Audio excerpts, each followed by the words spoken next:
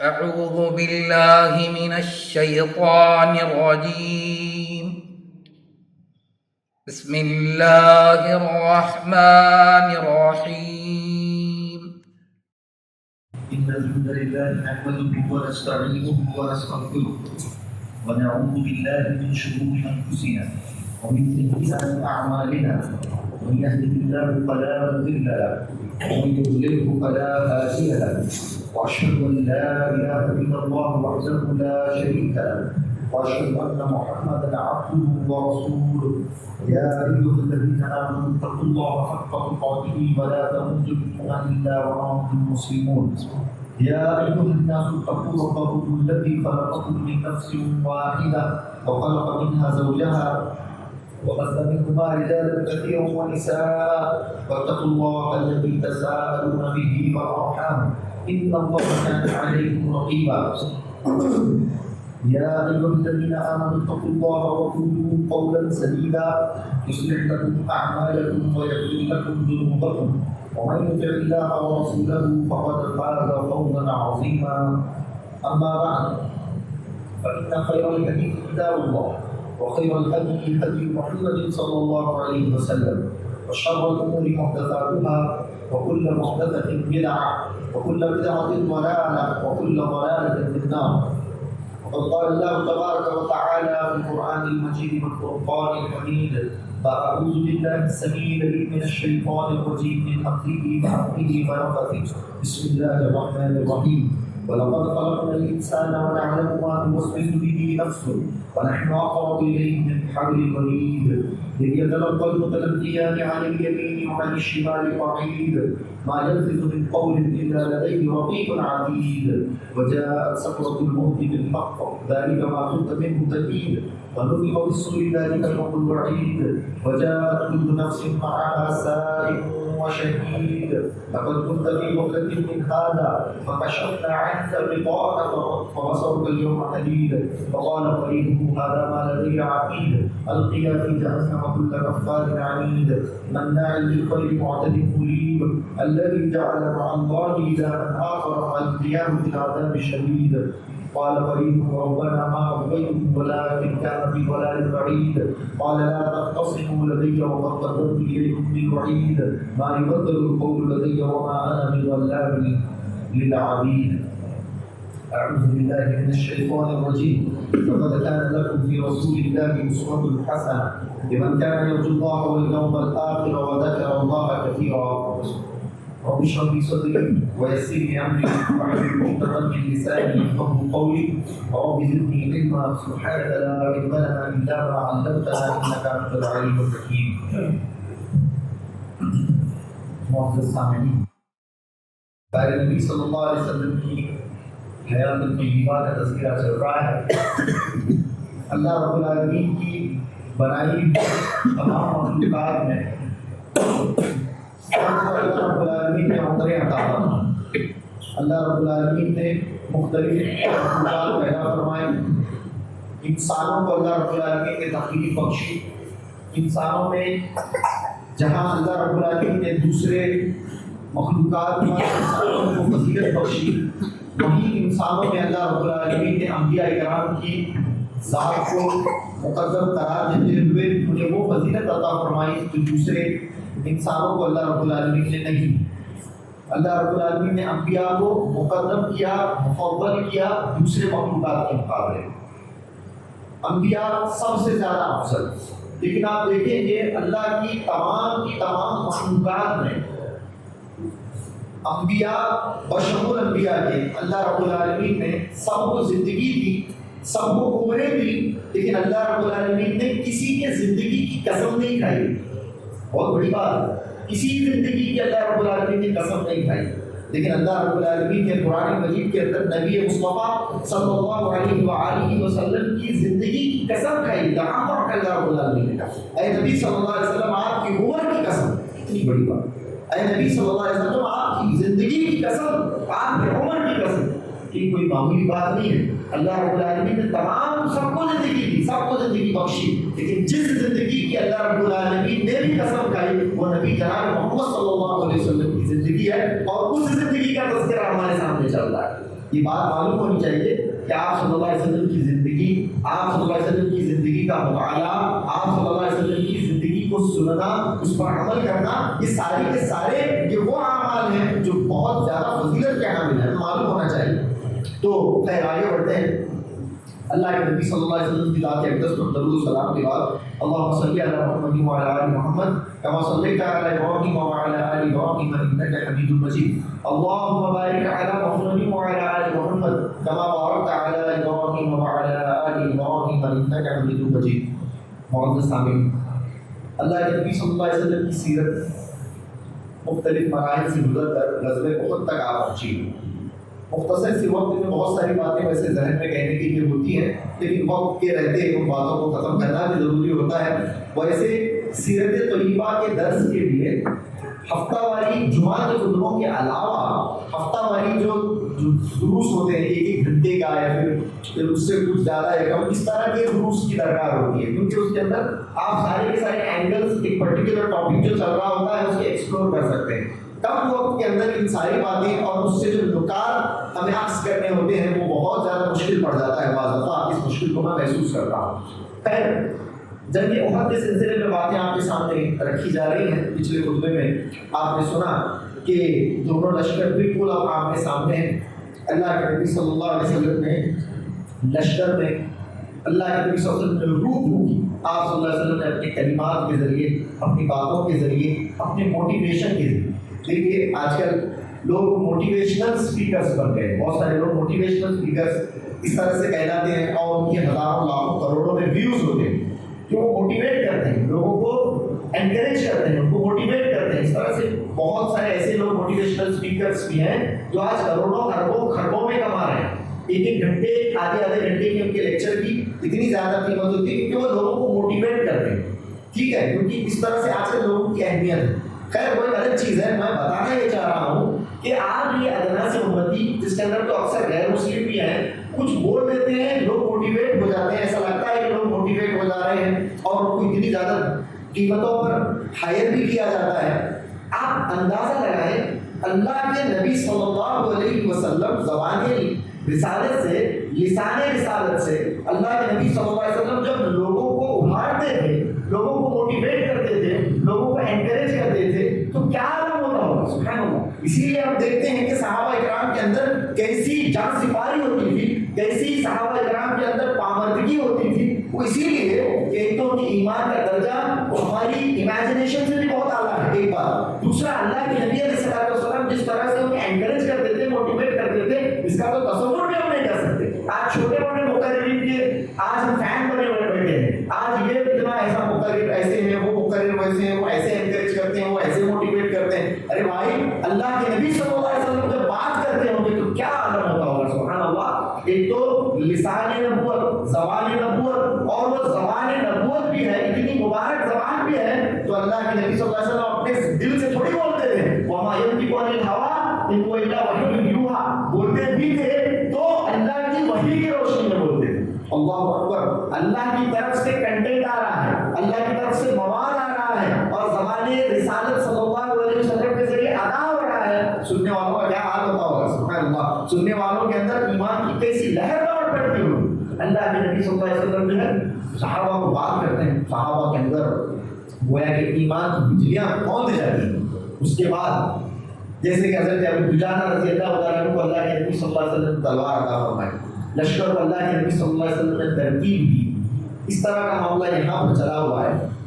ادھر کفار مشرکین کے بھی حالات کا جائزہ لے لیتے ہیں، وہاں بھی اسی طرح کا معاملہ چلا ہوا ہے، وہاں پر بھی لشکر کو ترتیب دی جا رہی ہے، لشکر کو باقاعدہ ترتیب دی جا رہی ہے۔ سب سے پہلے سپہ سالار اعلیٰ کے طور پر یہ بات آپ کے سامنے بتائی جا چکی ہے، ابو سفیان ابن حرب، ابو سفیان سپہ سالار اعلیٰ، کمانڈر ان چیف ابو سفیان ہے۔ اس طرح سے ابو سفیان کا جو سٹاف یعنی مین لیڈر تو ابو سفیان ہے، لیکن اس کے ساتھ جو دوسرے بڑے لیڈرز ہیں لشکر کے، وہ کون کون ہیں؟ لشکر میں ہمیشہ ایک میمنہ ہوتا ہے، ایک میسرہ ہوتا ہے۔ میمنہ بولے تو سیدھے طرف کی ٹکڑی، میسرہ بولے تو بائیں طرف کی ٹکڑی۔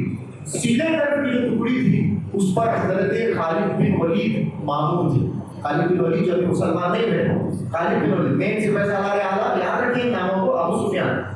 دوسرا ہے خالد بن ولید جو لشکر کی سیدھی میمنہ کے کمانڈر، میسرہ کے کمانڈر اکرمہ بن ابی جہل، اکرمہ بن ابی جہل ابو جہل کے بیٹے، اکرمہ بن ابی جہل میسرہ کے کمانڈر ہیں، اس طرح سے۔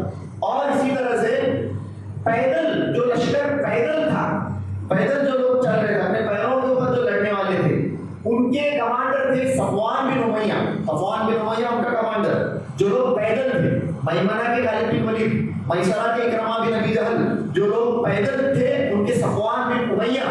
اور جس طرح سے یہاں تیر اندازوں کا دستہ اللہ کے نبی صلی اللہ علیہ وسلم نے تیار کیا تھا، اسی طرح سے یہاں بھی ایک تیر اندازوں کا دستہ تھا، یہاں پر بھی آرچرز کا ایک دستہ تھا، ایک گروپ تھا، اس کے کمانڈر تھے، اس کے چیف تھے عبداللہ بن ربیعہ، عبداللہ بن ربیعہ۔ یہ 5 لوگ مین اس لشکر کے گویا کہ روح روان سب سے اہم 5 لوگ، ابو سفیان، اس کے بعد میمنہ کے خالد بن ولید، میسرہ کے اکرمہ بن ابی جہل، پیدل چلنے والوں کے صفوان بن امیہ، اور تیر اندازوں کے عبداللہ بن ربیعہ۔ یہ 5 لوگ ہیں، پورے لشکر کی جان ہے گویا کہ مشرکین کے، بہت بڑے بڑے مورچے سنبھالے ہوئے ہیں۔ اور یہ 5 لوگ نہ کہ صرف لشکر کی جان تھے بلکہ مکہ مکرمہ کی بھی جان تھے۔ اس وقت سب میں بڑے بڑے سردار، بڑے بڑے خاندانوں سے، ابو سفیان کا کوئی چھوٹا خاندان تھا، خالد بن ولید کون ہے، اکرمہ بن ابی جہل ابو جہل کے بیٹے، اکرمہ بن ابی جہل بڑے بڑے سرداران تھے قریش کے، بہت بڑے،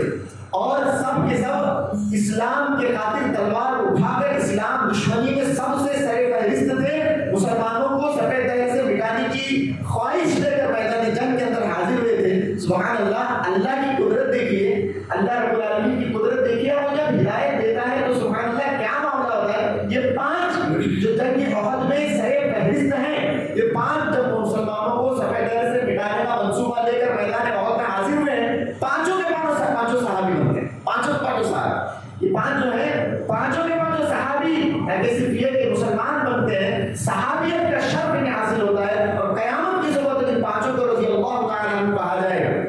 ابھی مسلمان نہیں ہیں، ابھی مسلمان نہیں ہیں، لیکن اسلام دشمنی میں کتنے آگے اور کتنا بڑا ڈیمیج کاز وہ کرتے ہیں، یہ بھی آپ آنے والے خطبات میں سنیں گے۔ لیکن باوجود اللہ رب العالمین نے ہدایت دی، اسلام انہیں اللہ رب العالمین نے عطا فرمایا، اور اسلام کتنی بڑی نعمت ہے، معلوم کتنی بڑی نعمت ہے۔ ایک آدمی مسلمان کو تلوار دکھا بھی اگر دے، خالی ایسے تلوار مارا نہیں، کسی مسلمان کو بھی مارا نہیں، کچھ جان بھی نہیں دیا، کچھ نہیں کرا، صرف اس طرح سے تلوار اٹھا کر اس طرح سے اشارہ بھی اگر کرتا ہے، اللہ کے نبی صلی اللہ علیہ وسلم نے فرمایا من اشار لأخیہ من حدیدۃ تلعنہ الملائکہ حتی تضع، جو آدمی اپنے مسلمان بھائی کی طرف ہتھیار سے اشارہ بھی کرتا ہے، اس کے اوپر فرشتے لعنت بھیجتے ہیں۔ جو اپنے مسلمان بھائی کی طرف کسی ہتھیار سے، کسی چاقو سے، کسی خنجر سے، کسی چھری سے اشارہ بھی اگر کرتا ہے تو اس کے اوپر فرشتے لعنت بھیجتے ہیں، یہاں تک کہ وہ اپنے ہتھیار کو نیچے نہ کر لے۔ یہ معاملہ ہے کسی مسلمان کو مارنے کا، مسلمان پر ہتھیار اٹھانے کا۔ اور ایک جگہ اللہ نے فرمایا من حمل علینا السلاح فلیس منا، جو ہم پر تلوار اٹھائے، ہتھیار اٹھائے، وہ ہم میں سے نہیں۔ یہ اللہ کے نبی نے کہا مسلمانوں کے لیے، یہ ابھی مسلمان نہیں ہے، انہوں نے مسلمانوں کو بہت بڑی نقصان پہنچائی، بہت زیادہ نقصان مسلمانوں کو پہنچایا، لیکن اسلام کی عظمت دیکھیے، سبحان اللہ۔ ایک بار دائرہ اسلام میں داخل کیا ہوئے، اللہ رب العالمین نے سب کچھ معاف کر دیا، سب کچھ معاف کر دیا۔ ایک آدمی اسلام لانے کے بعد ایسے ہو جاتا ہے کہ صرف اس کی ماں نے اسے آج جنا ہے، آج وہ پیدا ہوا۔ الاسلام یہدم ما کان قبلہ، اسلام ڈھا دیتا ہے، اسلام ڈھا دیتا ہے، جو بھی پہلے کچھ گزرا تھا سب کو ڈھا دیتا ہے۔ حضرت عمرو بن عاص رضی اللہ تعالیٰ عنہ اللہ کے نبی صلی اللہ علیہ وسلم کے پاس آتے ہیں، اے اللہ کے نبی صلی اللہ علیہ وسلم میں مسلمان ہونا چاہتا ہوں۔ اللہ کے نبی صلی اللہ علیہ وسلم بیعت کے لیے ہاتھ آگے بڑھاتے ہیں، بہت خوشی اللہ کے نبی کو اگر کوئی مسلمان ہوتا تھا۔ حضرت عمرو بن عاص ہاتھ آگے بڑھا رہے ہیں، اللہ کے نبی نے بھی ہاتھ آگے بڑھایا، لیکن حضرت عمرو بن عاص نے اپنا ہاتھ کھینچ لیا، کہا اے اللہ کے نبی صلی اللہ علیہ وسلم میں نے مسلمانوں کو، اسلام کو، نبی رسول صلی اللہ علیہ وسلم کو بہت زیادہ تکلیف پہنچائی ہے، بہت زیادہ تکلیف پہنچائی ہے، آپ میں اسلام اسی شرط کے ساتھ قبول کروں گا کہ آپ مجھ سے وعدہ کریں کہ میری مغفرت کی جائے گی، مجھے معاف کیا جائے گا۔ اللہ کے نبی صلی اللہ علیہ وسلم نے اس وقت حضرت عمرو بن عاص سے کہا تھا الاسلام یہدم ما کان قبلہ، اسلام جو کچھ پہلے ہے سب کو اٹھا دیتا ہے، سب کو کلین کر دیتا ہے، سب کو کلین کر دیتا ہے۔ اسلام کا یہ عظمت ہے۔ یاد رکھیں 3 چیزیں ایسی ہیں ایک ہے اسلام جو سب پچھلی ساری چیزوں کو معاف کر دیتا ہے، سب کچھ بھلا دیتا ہے، سب کچھ کلیئر کر دیتا ہے۔ دوسرا ہجرت اگر ایک بندہ اللہ کی خاطر اپنے دین کی حفاظت کرتے ہوئے اگر کوئی ہجرت کرتا ہے، پچھلا تمام ریکارڈ کلیئر، پورا سب کچھ صاف۔ اور تیسری چیز ہے جو کہ ہم سب کو حاصل ہو سکتی ہے، وہ ہے حج۔ اگر حج ایک بندہ کرتا ہے اور حج اس کا اللہ رب العالمین قبول کر لے، اگر اس کا حج مبرور اور مقبول ہو جائے تو سب کچھ پچھلا ریکارڈ صاف۔ اتنی بڑی بات ہے، اتنی بڑی، یہ تین ایسے اعمال ہیں احادیث میں جس کا ذکر ملتا ہے کہ پچھلا سب کچھ ریکارڈ کلیئر اللہ رب العالمین اس سے کر دیتا ہے۔ خیر، بتانے کا مقصد یہ تھا کہ یہ 5 لوگ ہیں جو سرداران قریش ہیں، مسلمانوں کے اس وقت سب سے بڑے دشمن ہیں، لیکن ہوتا بات نہیں ہوا ہے کہ 5 مسلمان ہو جاتے ہیں۔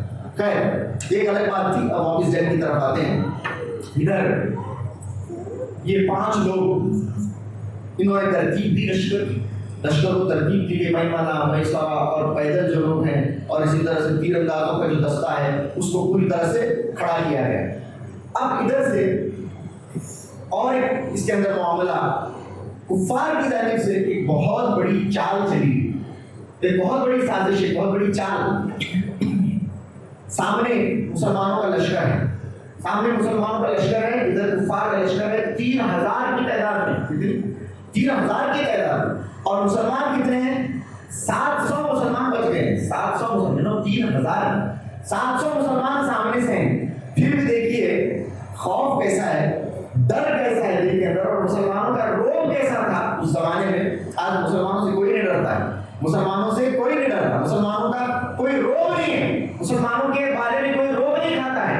آج مسلمان گویا کہ پوری دنیا مسلمانوں کے اوپر بھوکا جس طرح سے دسترخوان پہ ٹوٹ پڑتا ہے، ساری کی ساری دنیا کے اقوام مسلمانوں پر گویا کہ ٹوٹ پڑ رہے ہیں۔ مسلمانوں کو کوئی ڈرتا بھی نہیں ہے، اس طرح معاملہ مسلمانوں کا، روب نہیں ہے کوئی مسلمانوں کا۔ سامنے کفار ہیں، 3000 کا لشکر ہے، 3000 اور مسلح ہے، پوری طرح سے ویل اکوپڈ ہے، ہر چیز ان کے پاس، ان کے پاس گھوڑوں کی کوئی کمی نہیں، ان کے پاس اونٹوں کی کوئی کمی نہیں ہے، ان کے پاس اسلحہ کی کوئی کمی نہیں ہے، ان کے پاس تلواروں کی، زرہوں کی کوئی کمی نہیں ہے۔ مسلمان 700 ہیں، 1000 آئے تھے، 300 سازش کے تحت مسلمانوں کی کمر توڑ کر چلے گئے، صرف 700 مسلمان سامنے باقی ہیں، مٹھی پر مسلمان ہیں، لیکن پھر بھی 3000 کی حالت خراب ہے، ڈر سے حالت ابھی بری ہے، ابھی آخری چال بھی چلنے کی کوشش کر رہے ہیں۔ ابو سفیان نے حضرت سعد بن معاذ اور انصار کے بڑے صحابہ کرام کو وہاں سے لیٹر لکھ کے بھیجا، سیکرٹ لیٹر ہی، سیکرٹ اندر کا اندر لیٹر انصار کو، دیکھو صاحب تمہارے ساتھ ہماری دشمنی نہیں، ہمارے بھیبندن کے ساتھ ہماری دشمنی، جو لوگ مکے سے بھاگ کر تمہارے پاس آئے ہیں، جن لوگوں کو تم نے پناہ دی ہے، محمد اور اس کے ساتھی صلی اللہ علیہ وسلم اور رضی اللہ عنہم اجمعین، یہ لوگ جو آئے ہیں ان کے ساتھ ہماری دشمنی ہے۔ آپ لوگ تو ہمارے بہت پرانے تعلقات ہیں، آپ کے ساتھ تو ہمارے تجارتی لین دین ہے، آپ کے ساتھ ہمارا پرانا تعلق ہے، ہم آپ کے ساتھ اپنے رشتوں کو خراب کرنا نہیں چاہتے، لیکن باتیں دیکھیے، الفاظ دیکھیے، اس طرح سے میٹھا بنا جا رہا ہے۔ اور آپ انصار مدینے کے جو لوگ ہیں، آپ ہمارے اور ہمارے بھائیوں کے بیچ سے ہٹ جائیں، یہ ہمارا اور ہمارے بھائیوں کا معاملہ ہے، آپ سے ہمارا کوئی لین دین نہیں ہے، لینا دینا نہیں ہے، کوئی دشمنی نہیں ہے، آپ واپس چلے جائیں اور محمد اور اس کے ساتھیوں کو جو مکے سے آئے ہوئے انہیں ہمارے حوالے کرتے ہیں، انہیں دیکھ لیں۔ یہ انصار کا آخری اٹیمپٹ ہے تاکہ اللہ کے نبی صلی اللہ علیہ وسلم کا جو 700 کا لشکر ہے وہ بھی کم ہونا 700 کا لشکر بھی کم ہوگا، ابھی 200-300 بچنا، تب بھی ڈرنے والے دنوں، لیکن پھر بھی چاہ رہے ہیں آخری لاسٹ تب تک اور اس کو کم کیا جائے، کیونکہ معلوم تھا کہ بدر میں ان کی کیا حال ان لوگوں نے کی تھی، تب تو 300 دے رہا تھا، اب 700 ہی ہو، ڈبل ہی نہیں ہے، اب کیا کرتے ہیں، کس طرح کا معاملہ تھا۔ لیکن ادھر سے انصار نے ایسا جواب لکھا کہ ابو سفیان نے کبھی بعد میں اس کی ہمت نہیں کی کہ اللہ کے نبی صلی اللہ علیہ وسلم کے خلاف انصار کو بھڑکائے۔ اس طرح سے ابو سفیان کو ایک زبردست اور کرارا جواب لکھ کر وہیں پر انصار نے بھیج دیا۔ تو یہ تھے انصار، سبحان اللہ، انصار اللہ کے نبی صلی اللہ علیہ وسلم کے ساتھ ہمیشہ کھڑے رہے، اسی لیے اللہ کے نبی صلی اللہ علیہ وسلم نے بھی کہا کہ ساری دنیا ایک طرف جائے، سب لوگ ایک طرف جائیں، میں ادھر جاؤں گا جس طرف انصار جائیں گے، میرے انصار جس طرف جائیں گے میں ادھر جاؤں گا، اسی لیے اللہ کے نبی نے یہ قربانیاں ہیں ان لوگوں کی، یہ قربانیاں ہیں، سبحان اللہ۔ یہ تھے انصار، اللہ کے نبی صلی اللہ علیہ وسلم کے ساتھ ہمیشہ کھڑے رہے۔ تو یہ آخری اٹیمپٹ بھی ہوا، اس کے بعد 700 کی 700 اللہ کے نبی صلی اللہ علیہ وسلم کے ساتھ باقی رہے۔ اب ادھر سے दोनों लश्करों का आमना सामना, दोनों लश्करों का यहाँ से आमना सामना होता है। इधर कुफार के लश्कर में फिर से एक मेन पोजीशन रहती, मेन पोजीशन अलम बरदार जो होते हैं, अलम बरदार यानी उनका एक झंडा रहता, इनका एक झंडा रहता, जिसे अलम कहा जाता है, झंडा। तो अलम बरदार जो थे वो हमेशा से पुराने जमाने से कुरैश के, मक्के वालों के अलम बरदार कबीले बनु अब्दुद्दार थे, कबीले बनु अब्दुद्दार। इनकी रिस्पॉन्सिबिलिटी हमेशा से जंग में, सब में सख्त जंगजू कौम थी, यानी ये कबीला बहुत जंगजू, बहुत बहादुर बेटों को पैदा करते थे ये लोग, बहुत जंगजू, बहुत सॉलिड ऐसे लोग थे। और इनका मामला ये था कि जब भी जंगें हो, जंगों के अंदर जो अलम बरदार होते थे, जंग का झंडा जो लेने वाले होते थे, वो कबीले बनु अब्दुद्दार होते थे कुरैश की तरफ से, हमेशा ये मामला था। और आपको मालूम होना चाहिए कि जिसके पास झंडा है गोया के सबसे ज्यादा मरकज़े सकल जंग के अंदर वही होता है, यानी सबसे ज्यादा जो आदमी नरगे में होता है, सामने वाली फौज जिसे ढाने की सोचती है, जिसे खत्म करने की सोचती है, सबसे पहले जिसके पास एक झंडा होता है वो झंडा पड़ेगा नीचे, इस तरह का काम होता है। तो वो झंडे को पकड़ कर ठहरना, वो कबीला बनु अब्दुद्दार था, जंगजू कबीला, बहुत नौजवान, बहुत बहादुर, बहुत माहिर लोग थे कबीले बनु अब्दुद्दार के। अबू सुफियान कबीले बनु अब्दुद्दार के पास लास्ट मोमेंट में आते हैं, तुम्हारे पास हमेशा से कुरैश का, अहले मक्का का झंडा होता है, इस बार भी तुम्हारे पास झंडा है, लेकिन पिछले बार ग़ज़वे बदर में क्या मामला हुआ तुम जानते हो। ग़ज़वे बदर के अंदर किस तरह से तुम्हारे साथ मामला किया गया और झंडा किस तरह से गिर गया, किस तरह से तुमने अपनी जिम्मेदारी अदा की, तुम्हें मालूम है। यानी सामने वाले की तरह भड़का नहीं, सभी तरह अब इस टाइम है, नहीं होते रहा बोलो झंडा दो, झंडा ना दे दो, हम देख लेंगे, अगर बदर भी ऐसा मामला होने वाला है तो अभी से झंडा दे दो। इस तरह से अबू सुफियान तहरीक है बंदे पास, और सुबह सालार, और इस तरह से सामने वाले के जज्बात को ललकार कर उसे और ज्यादा इग्नाइट करो, उसे और ज्यादा इंस्टिगेट करने के लिए वहां पर इस तरह देखो क्या नहीं होते रहा, क्या वोट इधर इस बात को मामला नहीं होते रहा, तब भी वो नहीं है सर बोल रहे हैं वो सामने वाले की जैसे कि जिस्म के अंदर बिजलियां दौड़ गई।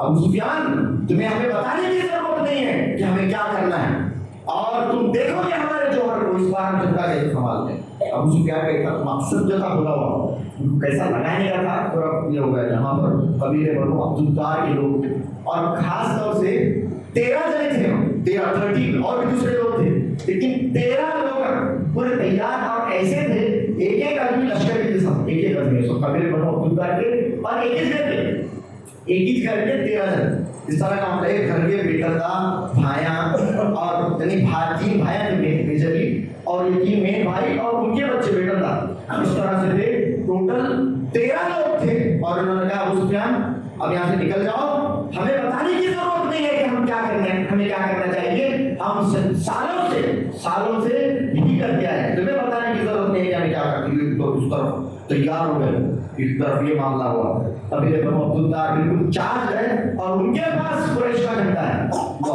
ये मामला। दूसरी तरफ जैसे कि इससे पहले बात बताई गई, औरतें लाई गई थी, औरतें हायर की गई थी, औरतें वहां से लाई गई थी, और उन औरतों के ऊपर जो हेड थी वो हिंद थी, हिंद बिनत उतबा, हिंद अबू सुफियान की बीवी हो, हिंद अबू सुफियान की बीवी, ये इन सब औरतों के ऊपर बड़ी। औरतों का काम क्या, एनकरेज करना। तो ये औरतें दफ लेकर, अभी जंग शुरू भी होने वाली है, बिल्कुल अब जंग शुरू भी जाती है, ऐसे में दफ लेकर बजाते हुए ये औरतों का काफिला लश्कर के अंदर इधर उधर घूमने लगा, अशार पढ़ते हुए, शेर पढ़ते हुए, दफ बजाते हुए ये लोग गई, और इन लोगों ने कहा इन तुकबिलू नुआनिक, इन तुकबिलू नुआनिक, इन तुदबिरू नुफारिक, इन तुदबिरू नुफारिक, इन तुकबिलू नुआनिक, ये अशार पढ़ते हुए, वनफ्रिशु नफारिक नमारिक, इस तरह के अशार कहते हुए, इन तुकबिलू नुआनिक, अगर तुम जीतते हो, अगर तुम फतेहयाब होते हो तो हम तुम्हें अपने गले से लगाएंगे, हम तुम्हें अपने गले से लगाएंगे, अगर तुम जीतते हो। इन तुदबिरू नुफारिक, और अगर तुम हारते हो, भीड़ दिखाकर भागते हो तो हम नाराज हो जाएंगे, हम तुम्हें अपने करीब आने नहीं देंगे।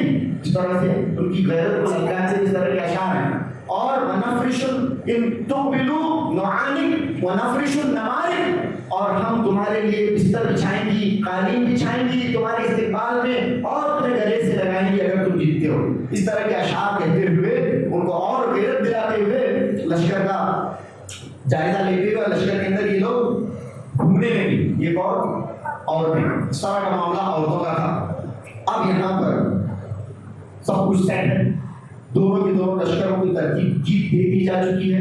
اللہ کے نبی صلی اللہ علیہ وسلم نے اپنے لشکر مبارک کی ترتیب اللہ کے نبی صلی اللہ علیہ وسلم نے خود لگائی ہے، اور ادھر سے کفار و مشرکین کا 3000 کا لشکر جرار تمام تر ساز و سامان کے ساتھ اللہ کے نبی صلی اللہ علیہ وسلم اور مسلمانوں کے سامنے آ کر کھڑا ہوا. اللہ اکبر. دونوں لشکر آمنے سامنے، اور ہر طرح کی سازشیں چال بازیاں ہو چکی ہیں، عورتیں بھی ہیں، سب کچھ ادھر سیٹ ہے، کسی بھی چیز کی کوئی کمی نہیں ہے. اس طرح سے معاملہ آمنے سامنے دونوں لشکر آ جاتے ہیں. ہمیشہ ٹریڈیشنل طور پر ہمیشہ جو ہوتا تھا وہ آپ نے اس سے پہلے بھی سنا ہے کہ جنگ شروع ایک بار کی نہیں ہوتی تھی، بلکہ ادھر سے ایک بہادر اور ادھر سے ایک بہادر آتے تھے، ادھر سے ایک اور ادھر سے ایک. سب سے پہلے یہ جنگ کرتے تھے، اس کے بعد عام جنگ شروع ہو جاتی تھی. دونوں لشکر آمنے سامنے ہو گئے. ادھر سے جب دونوں لشکر آمنے سامنے ہوئے تو ایک سر پھرا جس کا نام تھا طلحہ بن ابی طلحہ، قبیلے بنو عبدالدار کا سردار. قبیلے بنو عبدالدار کون؟ جن کے ہاتھ میں جھنڈا ہے.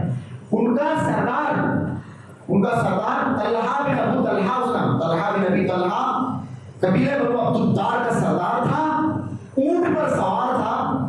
اس کا پورے مکے کے اندر، پورے اطراف و اکناف کے اندر شہرہ تھا، مشہور تھا، بہت بڑا جنگجو تھا، بہت بڑا جنگجو. اور اسے لوگ کبش کہتے تھے. کبش کہتے ہیں میڈے کو.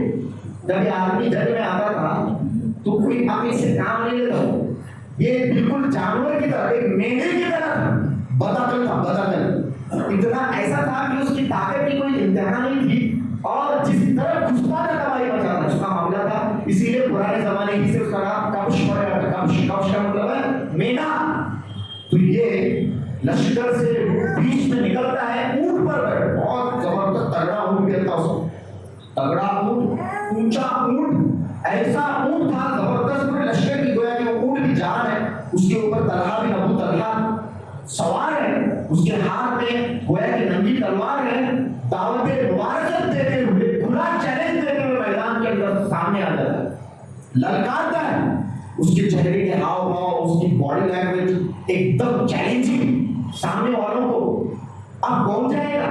مسلمانوں کی طرف سے کون جائے گا؟ سامنے سے دعوت، کھلی دعوت مبارکت دی جا رہی ہے. آ کے سامنے کھڑا ہو گیا ہے آدمی. اللہ اکبر. ادھر سے سامنے دیکھیے فطری چیزیں بھی ہوتی ہیں. سامنے والا اتنا ڈھیل ڈول والا اتنا بڑا ہے.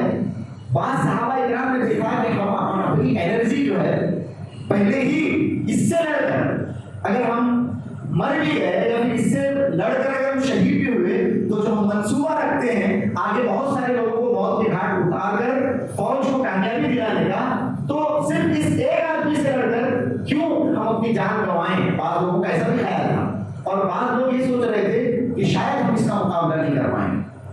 اتنا 700 کا لشکر ہے، سب کی اپنی اپنی رائے ہے.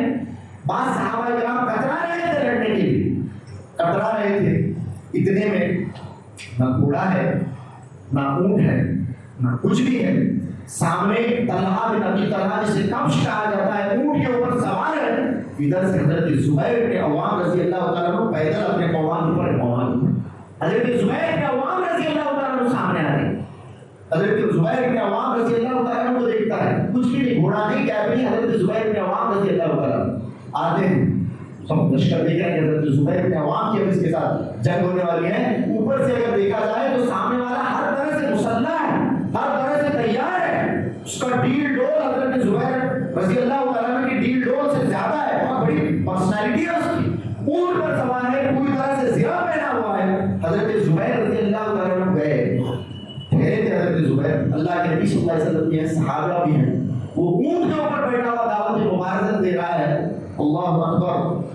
جس طرح سے آپ نے کسی تیندوے اور کسی شیر کو دیکھا ہے، اس طرح سے جھپٹتے ہیں. حضرت زبیر رضی اللہ عنہ سیرت کی کتابیں اس بات کی گواہ ہیں. حضرت زبیر رضی اللہ عنہ جب بول رہے ہیں سامنے والوں کو ایگزیجریٹ بھی کرنے کی عادت ہوتی ہے تاکہ ذرا سننے میں سوچ رہے مزہ آ رہا ہو. کوئی ایگزیجریشن وداؤٹ اینی ایگزیجریشن, بنا کسی مبالغے کے میں بات کرنے کا عادی ہوں. کوئی مرچ مسالہ لگانے کی میں عادت نہیں. جو پڑھا ہے جیسے کتابوں کے اندر لکھا گیا ہے ویسی بات آپ کے سامنے ڈائریکٹ بیان کی جا رہی ہے. جس طرح سے کوئی شیر اپنے شکار کے اوپر لپکتا ہے, نیچے سے حضرت زبیر رضی اللہ عنہ ایسی چھلانگ لگائی, ایسی چھلانگ کہ سیدھا اونٹ کے اوپر, اس کے سامنے اونٹ کے اوپر, اور جا کر اس کی گردن کو اس طرح سے پکڑ لیا. اس کی گردن کو پکڑ کر حضرت زبیر رضی اللہ عنہ نیچے اسے لے کر نیچے کود پڑتے ہیں. بس اونٹ کے اوپر سے طلحہ بھی نبی طلحہ جیسی پرسنالٹی کو گردن پر دبوچ کر نیچے لے کر کود پڑتے ہیں, اور جیسے ہی زمین کے اوپر پڑتے ہیں اس کے سینے پر پڑ کر اسے ذبح کر دیتے ہیں, جس طرح سے میڈے کو ذبح کیا جاتا ہے. جس طرح سے میڈے کو ذبح کیا جاتا ہے ایک جست کے اندر. اور یہ سب چشم زدن میں, اس میں پورا معاملہ جو ہوا چشم زدن میں, کیا لائٹننگ سپیڈ ہے, کیا سپیڈ ہے, کیا پھرتی ہے, کیا پرسنالٹی تھی حضرت زبیر رضی اللہ عنہ کی. ایسے کودے اوپر گئے, اس کی گردن کو دبوچا, نیچے کود پڑے اور ذبح کر دیا, ختم. ایک اتنا بڑا ریل ڈول والا آدمی طلحہ بھی نبی طلحہ کب جسے کہا جاتا تھا ڈھیر ہو گیا, مٹی میں مل گیا, ملیا بھیٹ ہو گیا. سبحان اللہ. ادھر صحابہ نے اللہ کے نبی صلی اللہ علیہ وسلم نے یہ نظارہ دیکھا. صحابہ اور اللہ کے نبی صلی اللہ علیہ وسلم کی زبان سے بے ساختہ تکبیر نکل پڑی, بے ساختہ اللہ اکبر اللہ اکبر, بے ساختہ تکبیر نکل پڑی. اور ادھر اللہ کے نبی صلی اللہ علیہ وسلم نے وہ تاریخی جو بتایا جو حضرت زبیر رضی اللہ عنہ کی جب بھی فضائل قیامت کی صورت میں بیان کیے جائیں گے, یہ حدیث پہلے پڑھنا, اس کے بعد اگلی بات. اللہ کے نبی صلی اللہ علیہ وسلم نے فرمایا ان لکل نبی حواریًا وحواریٰ زبیر, ہر نبی کا ایک حواری ہوتا ہے اور میرا حواری زبیر.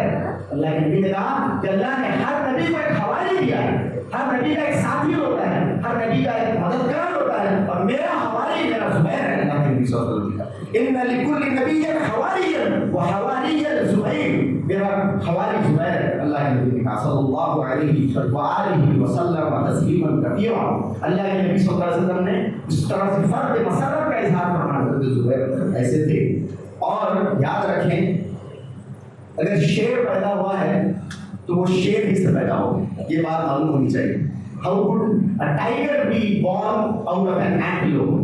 یعنی ایک ہرن سے شیر نہیں پیدا ہو سکتا. شیر پیدا ہوا ہے تو وہ شیر سے پیدا ہوا ہوگا. تو حضرت صفیہ رضی اللہ عنہ کے بیٹے ہیں, کسی ایسا ویسا نہیں. حضرت صفیہ رضی اللہ عنہ کے بیٹے حضرت زبیر شیرنی کے اولاد ہیں. سبحان اللہ. کون؟ حضرت صفیہ رضی اللہ عنہ جو کہ حضرت حمزہ رضی اللہ عنہ اسد اللہ کی بہن ہے. حضرت صفیہ اللہ کے نبی صلی اللہ علیہ وسلم کی سگی پھپھو ہیں, اللہ کے نبی کی پھپھو کے بیٹے ہیں. اور بچپن ہی سے حضرت زبیر رضی اللہ عنہ کی ویسی تربیت انہوں نے کی تھی. کیا تربیت کی تھی سبحان اللہ, وقت ہو گیا ہے. ویسی تربیت بچپن ہی سے کھلونوں کے بجائے حضرت زبیر رضی اللہ عنہ کو تلوار کی تھی ماں نے. سبحان اللہ, ایسی تربیت کی تھی. بعد دیکھا گیا اللہ کے نبی صلی اللہ علیہ وسلم فرد مسرت سے اللہ کے نبی صلی اللہ علیہ وسلم تکبیر کا نعرہ بے ساختہ طور پر اللہ کے نبی علیہ السلام کی زبان رسالت سے نکل گیا. کیا کارنامہ انجام دیا, اور لشکر انیشیل جنگ یہ بالکل شروعات میں سامنے کی لشکر کو ایسی ضرب اگر بڑھتی ہے تو یہ ایک مورل ون ہوتا ہے, ایک فتح ہوتی ہے, ایک مورل جیت ہوتی ہے. سامنے والوں کی گویا کہ حوصلے پست ہو گئے. ایک ایسا جنگجو جو پورے لشکر کی شان تھا, آن بان اور آبرو تھا, جس کے اوپر میں فخر تھا, دیکھتے ہی دیکھتے چشم زدن میں گویا کہ سامنے ایک کیڑا, سامنے ایک جانور تلملا رہا ہے, وہ ملیا بھیٹ ہو گیا. سامنے والوں کی حوصلوں کی کیا ہوگا آپ دیکھیں, سامنے والوں کے حوصلے کیسے پست ہو گئے ہوں گے. یہ کام بہت بڑا حضرت زبیر رضی اللہ عنہ نے انجام دیا. سبحان اللہ. یہ ایک نہیں, اس طرح کی کئی نادر واقعات سے بھری پڑی ہے جنگ احد. انشاءاللہ آنے والے خطبات میں آپ کے سامنے یہ سارے واقعات ہم آپ بتائیں گے آپ کے سامنے. ہمنا کیا کرنے کا ہے, وقت ہو گیا ہے. ہمنا کیا کرنے کا ہے, ہمنا اونٹ پر کود کو سامنے والے طلحہ نبی طلحہ جیسے کو ڈھیر کر کے ذبح نہیں کرنا ہے, فجر کی نماز پڑھنی ہے. کیا کرنا ہے ہمیں, فجر کی نماز پڑھنی ہے, 5 وقت کی نمازیں ادا کرنی ہے. یہ کام ہمارے سے نہیں ہو رہا. کیا ایکسپیکٹ کریں اس قوم کے ساتھ, ہم لوگوں کے ساتھ, مجھ سے اور آپ سے کیا ایکسپیکٹ کیا جا سکتا ہے اس دور کے اندر. اللہ اکبر. خیر بات لمبی ہو جائے گی. ایک اشارہ میں نے آپ کو دے دیا ہے کہ ان کے سامنے ہماری کیا اوقات ہے, کیا حیثیت ہماری ہے, ہمارے ایمان کی ان کے ایمان کے مقابلے میں کیا حیثیت باقی رہ گئی ہے. دیکھیں میں دعوت فکر آپ کو دیتا ہوں, میں خود بھی اس پر سوچوں گا، آپ خود بھی سوچیں کہ ہمارا اور ان کا معاملہ کیا ہے. اور جب تک ہمارا ایمان ان کے ایمان کے مطابق، ان کے ایمان کی راہ پر نامزد نہیں ہوگا، ہم ہدایت یافتہ نہیں ہو سکتے. اللہ رب العالمین نے قرآن میں فرمایا. اللہ اکبر. آخر میں اللہ رب العالمین سے دعا کرتے ہیں کہ اللہ رب العالمین ہمارے دلوں میں ویسا ہی ایمان اللہ رب العالمین اجاگر فرمائے جیسا صحابہ کے سینوں میں تھا. سادہ عمر اللہ رب العالمین ہمیں اللہ کے نبی صلی اللہ علیہ وسلم کے طریقے پر گزارنے کی توفیق عطا فرمائے. اللہ کے نبی صلی اللہ علیہ وسلم کی ذات اقدس سے بے انتہا محبت کرنے کی توفیق عطا فرمائے. ایسی محبت کرنے کی توفیق عطا فرمائے جیسی صحابہ کرتے تھے. ایسی محبت جو محبت اپنی اولاد کی محبت سے، اپنے والدین کی محبت سے، مال سے، ساری کی ساری محبتوں سے زیادہ ہو. ایسی محبت جناب محمد صلی اللہ علیہ وآلہ وسلم کی ذات سے اللہ رب العالمین کرنے کی توفیق عطا فرمائے. وآخر دعوانا ان الحمد للہ رب العالمین وصلی اللہ علی نبینا محمد وآلہ وصحبہ وسلم تسلیما کثیرا.